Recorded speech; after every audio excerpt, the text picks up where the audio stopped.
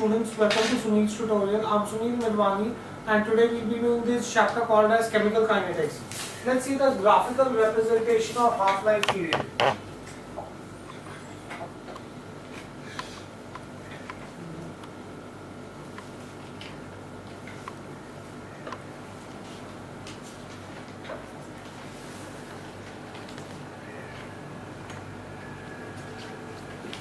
Graphical representation of half-life period. Suppose if I were to draw a graph of final concentration versus time.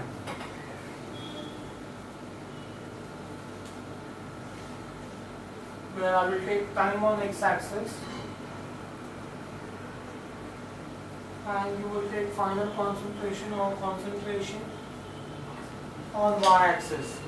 What you will observe is that the graph slopes downwards from left to right. Now if I start plotting the points, you will observe that, say for a particular point, this is my t half, right, and this is a t, okay, and this concentration is nothing but a0 half. Then similarly, if I plot the next point, this is going to be twice t half and the concentration is going to be a0 1/4. Then if I plot the next point, this is thrice t half and this is going to be a0 1/8. Then this is going to be next point 4 times t half and the concentration is going to be a0 1/16 and so on and so forth. So if I go on plotting a graph, the graph indicates the concentration of AT versus time. The dots that are indicated here on the graph, 1, 2, 3, 4. I have 4 dots on the graph. The dots indicate the time that is required for initial concentration to reach half, 1/4, 1/8, 1/16 of the concentration. Fine. Now from this graph, it is clear that the time required to reach half the concentration or 1/4 of the concentration, 1/8 of the concentration or 1/16 of the concentration is equal to half-life period, twice half-life period, thrice half-life period, and so on. So the graph shows that each successive half-life in which the concentration of the reactant decreases is half, right? I can say that the graph shows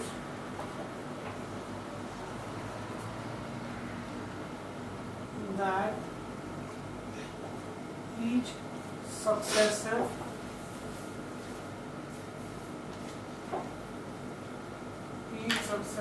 half-life in which the concentration of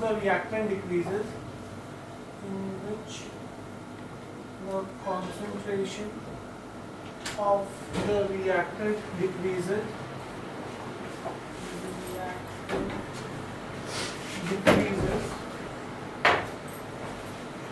to half,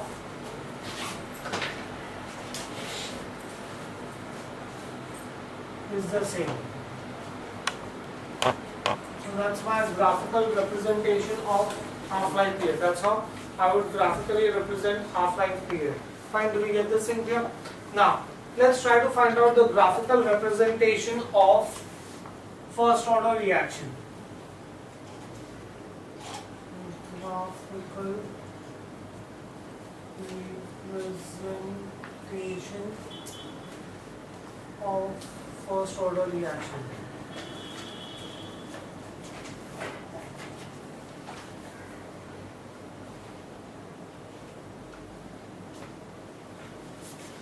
Right? Now, for a first order reaction, I can say that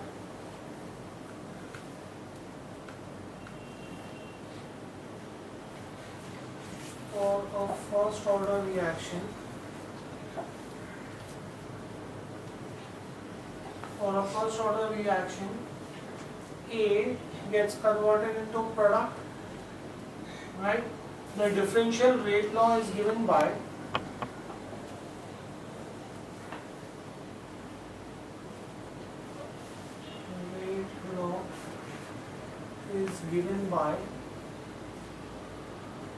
rate is equal to minus d of a by dt,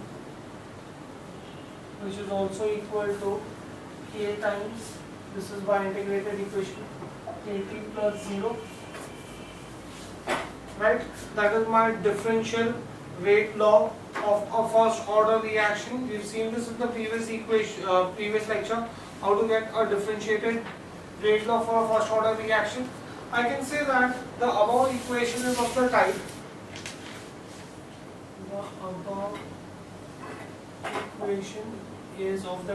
I've added a 0, so that shouldn't make a difference. The above equation is of the type y is equal to mx plus c, right?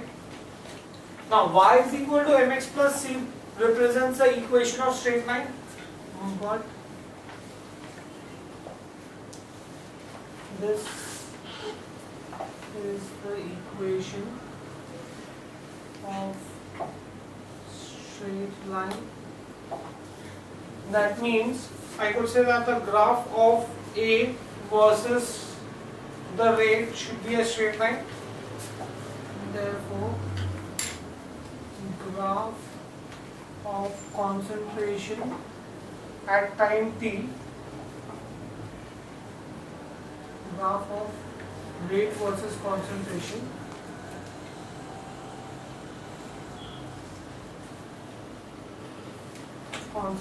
at time t is a straight line.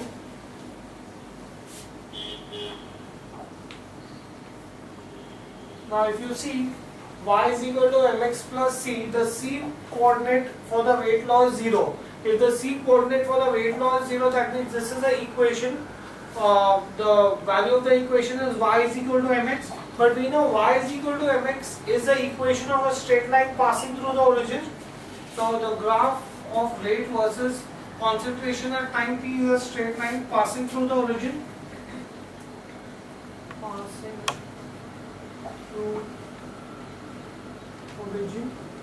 So if I had to draw a graph of this, this is going to be concentration and this is going to be rate, right? So this is going to be an equation that will pass through the origin, right? The slope of this line, I could find out the slope. The slope of this line is going to be k, right? So y is equal to mx, so the slope is that k coordinate, right? Now this was this form. Suppose if I had other form, I can say that the exponential form,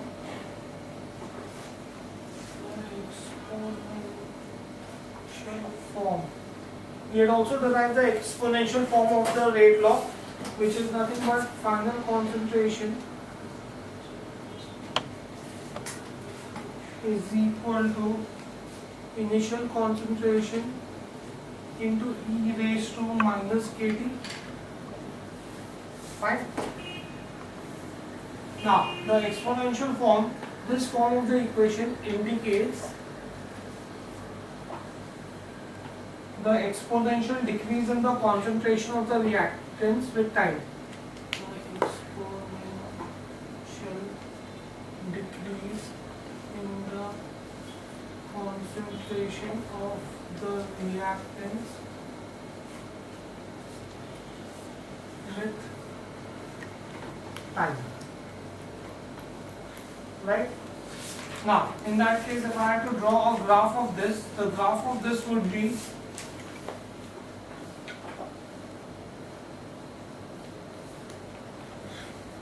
it would decrease. Here you are taking time on the x-axis and you will take concentration on the y-axis, exponential decrease. That means the graph is going to slope downwards from left to right, right? Now I could also have the integrated equation. I can say that the first order reaction for first order reaction, the integrated equation is given by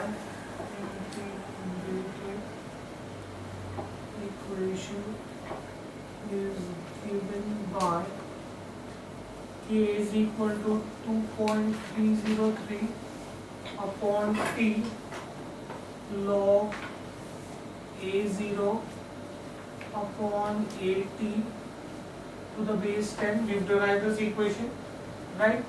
That means I can say that if I have to draw a graph of this, I can say that K upon 2.303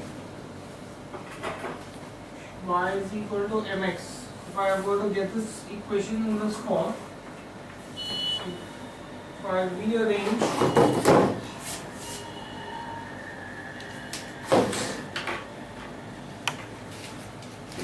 I could say that kt upon 2.303, rearranging, say kt upon 2.303 is equal to log of A0 to the base 10 minus log of AT to the base 10, right? If I rearrange the equation, now this could be written in the form log of AT to the base 10 is nothing but minus kt upon 2.303 plus log of A0 to the base 10. Now this comes in the form y is equal to mx plus c, which is in the form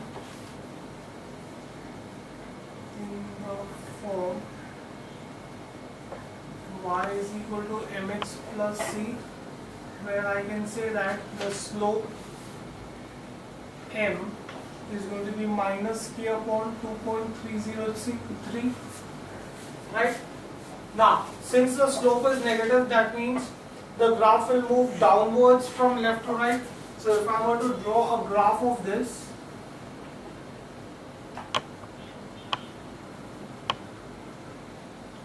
taking time on x-axis and log of A final concentration respect to 10, the graph would move downwards from left to right. This would be the graph for the integrated equation, right? So thus I can say that K as slope is minus k upon 2.303. Therefore I can say that the value of k can be determined from the graph by using the formula 2.303 minus 2.303 into slope, right?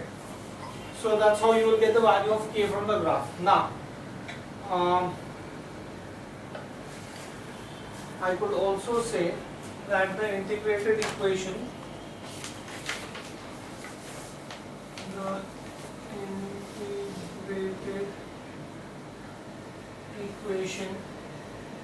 log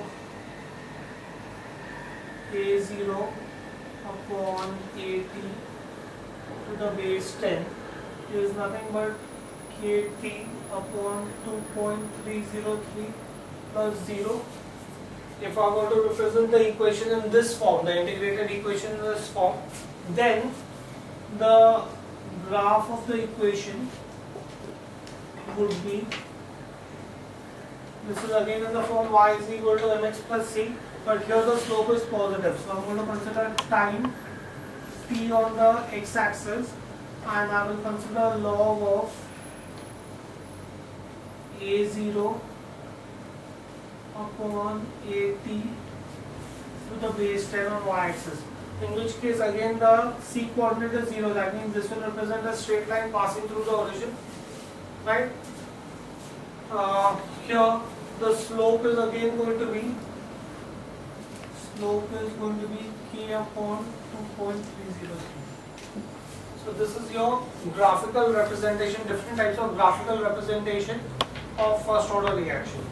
Right? Do we get this in here? Now, what do I mean by zero order reaction?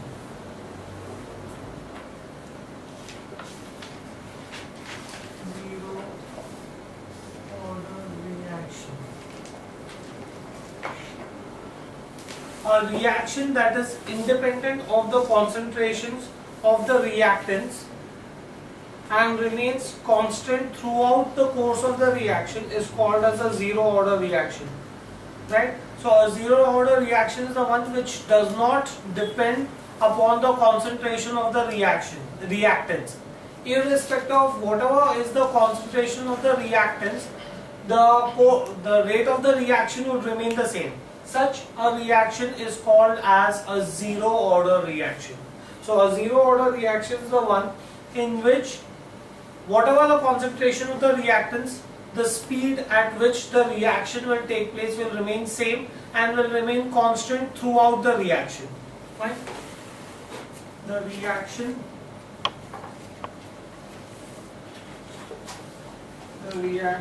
whose rate is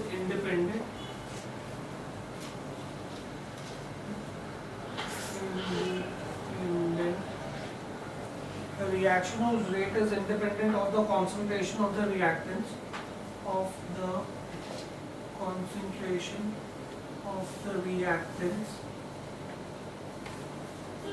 whose rate is independent of the concentration of the reactants and remains constant throughout the course of the reaction,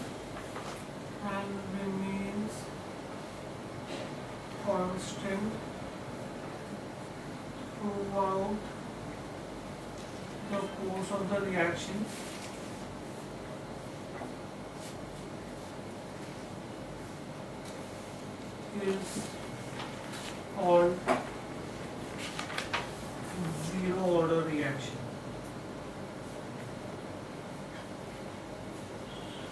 Right, do we get this thing here? So, do we understand what is a zero order reaction? Now let's try to find out a rate law for zero order reaction. Rate law for zero order reaction.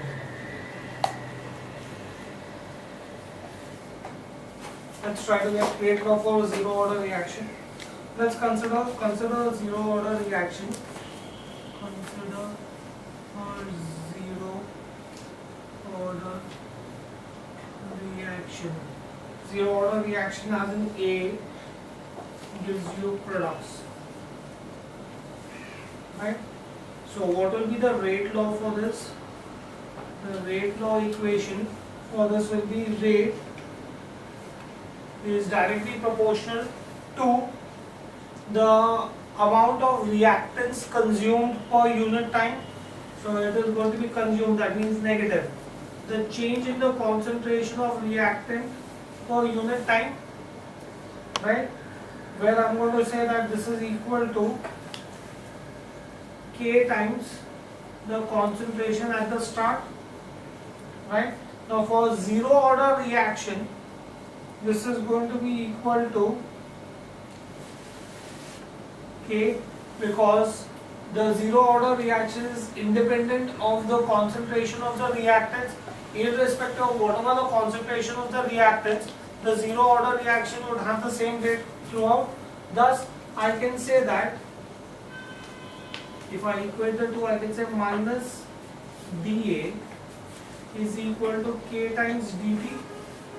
I could take minus sign on the other side, so I'll get dA is minus K times dt. Right? Now if I integrate both the sides, I can say that integrating the above equation,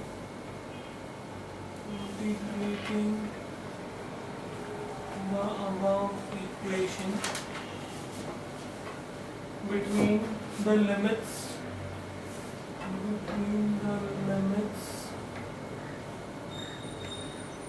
initial concentration at T is equal to final concentration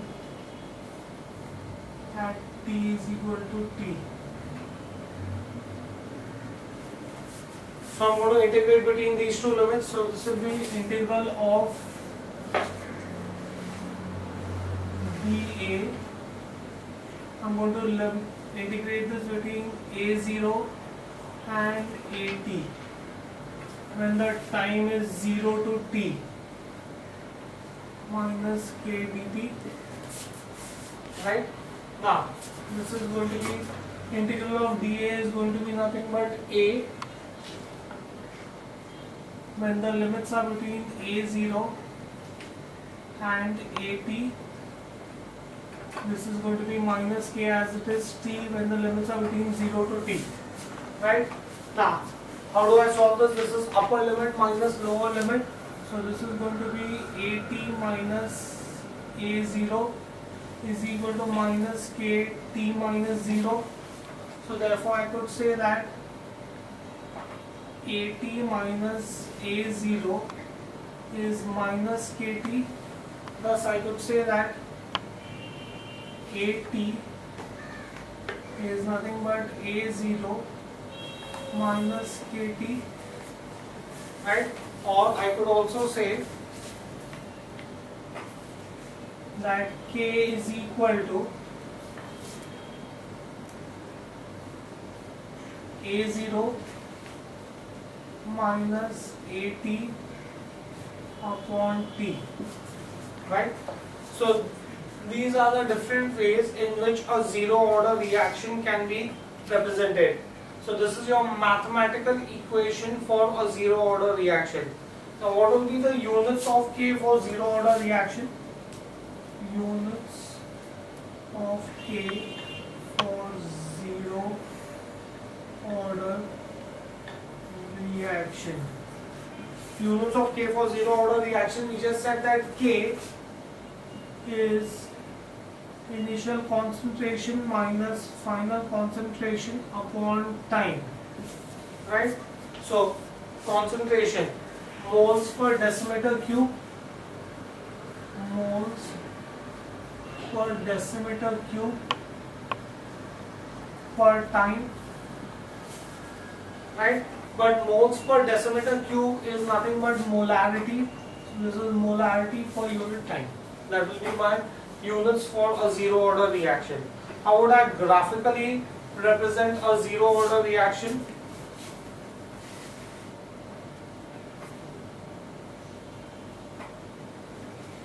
Graphical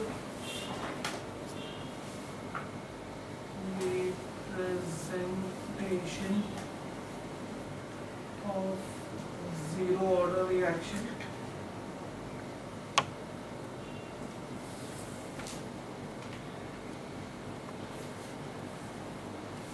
Let's see the graphical representation for a zero order reaction. Now we've got multiple equations, so depending upon that, I'll show you all the graphs that you could have. A for zero order reaction, zero order reaction. First, if I use the rate law, by rate law, the rate of the equation, the rate at which equation takes place is minus d times A by dt is equal to K. That is what the rate law states. So if it is equal to K, that means the graph for this is independent of concentration. So there will be no change in the concentration. So if I consider concentration on the x-axis and rate on the y-axis, there is no change in rate with concentration. That means there will be a horizontal line. This will be the graph for a zero order reaction. So if the rate versus concentration will be a horizontal line, right? Now if I consider the integrated equation, the integrated rate law for zero order reaction, integrated rate law for zero order reaction. If I consider the integrated rate law for zero order reaction, we've derived that AT is equal to A0 minus kt minus kt. That means the slope is negative. Slope is negative means the line will move downwards from left to right. So if I want to draw a graph of time versus concentration,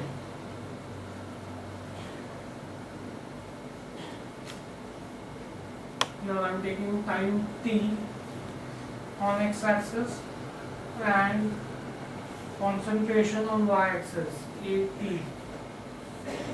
Right, it will start with maximum concentration that I would get would be A0, that's my initial concentration, and after which the concentration would go on decreasing because it's A0 minus KT, so obviously it will go on decreasing, therefore the line would slope downwards from left to right. Why is it an equation of the line? The integrated rate law for zero order is in the form y is equal to mx plus c. That is the reason why I drew a straight line, right, where the slope of the equation is going to be minus k, right? Now if I apply half-life period to zero order reaction,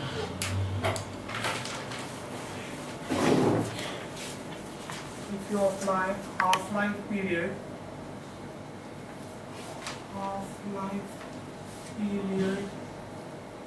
to zero order reaction,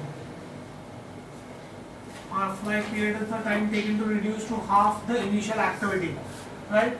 So I can say that integrated rate law for zero order reaction is given by integrated rate law for zero order reaction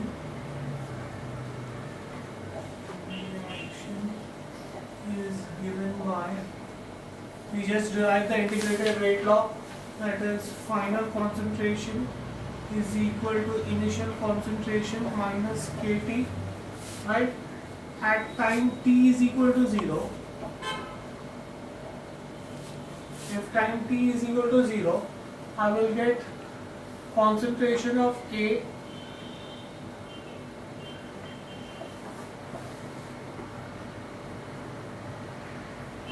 At will be equal to A0, because if K is 0 then At will be equal to A0, right? Now at T is equal to T half, at T is equal to T half, At final concentration will be nothing but initial concentration divided by 2, that's by my definition of half-life period. So if I substituting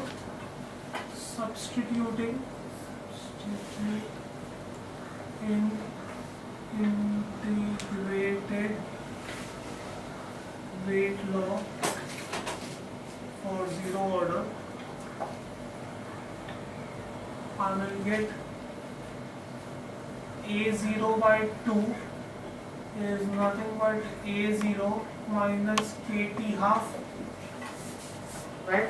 If I substitute this, so in which case I will get KT half is nothing but A0 minus A0 by 2, so that's 2A0 minus A0, that's A0 by 2, so therefore I can say T half is going to be nothing but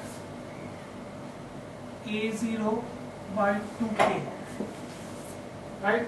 That is going to be my half-life period for zero order reaction. Fine, do we get this thing here? Next, let us see what do you mean by pseudo first order reaction. So zero order reaction, pseudo first order reaction, right? Pseudo first order reactions, the reactions that have higher order, the reactions which have higher order, true rate law does not true rate law, but they behave as first order reaction are called as pseudo first order reaction. Their actual order is higher than 1, but they behave as first order reaction. These are called as pseudo first order reactions, right? You believe, you think, you assume that these are first order reactions, but they are actually higher than first order reactions. They only behave like first order reactions, right? So I can say that the reactions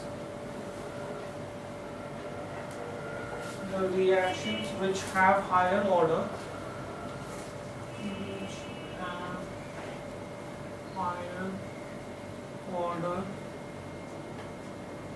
true rate, higher order true rate law, but they behave as first order are called pseudo first order reaction.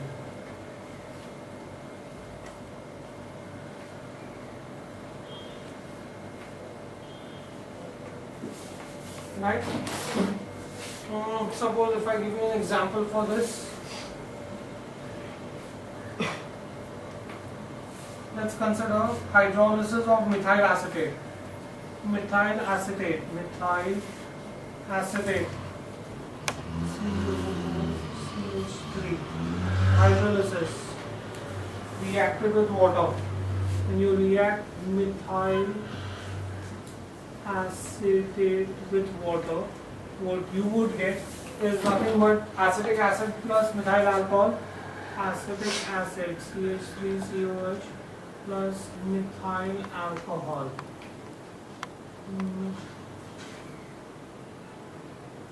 Acetic acid and methyl alcohol, right?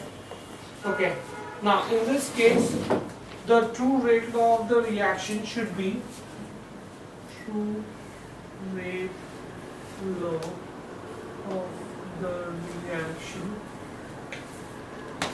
The true rate law of the reaction is going to be the rate should be directly proportional to, so I will convert that into K. Rate should be equal to K bar times, it should depend upon the concentration of methyl acetate and water. Methyl acetate and the concentration of water, right? Now, which shows that this is actually a second order reaction, right? Which shows that this is actually a second order reaction. I hope you all know how I got second order reaction. The indice for both the concentration is going to be 1. So 1 plus 1, 2. That's how I got second order reaction. Right? Now, but it follows first order kinetics. But it follows first order kinetics. Why? Because of the presence of water, right? Water is present in excess while doing the reaction. If I am doing hydrolysis, that means I am going to put large quantity of water, as a result of which the concentration of water will remain unchanged throughout the reaction. Since the concentration of water will remain unchanged, the rate of reaction will depend only on the concentration of methyl acetate. So although this is a second order reaction, it will behave like a first order because the rate of reaction here, instead of depending upon the concentration of methyl acetate and water, will depend only on the concentration of methyl acetate. Do you understand this? How a second order reaction behaves like a first order reaction? A second order reaction in this case behaves like a first order reaction due to water. Water which is present in excess quantity. Since it is present in excess quantity, its concentration shall remain unchanged, and therefore the rate of the reaction will not be affected by concentration of water. Obviously, if its concentration is going to remain unchanged, the rate of reaction will not be affected by concentration of water. it will only be affected by concentration of methyl acetate, right? So it follows first order kinetics. Why? This is due to water. This is due to water that is present in large excess.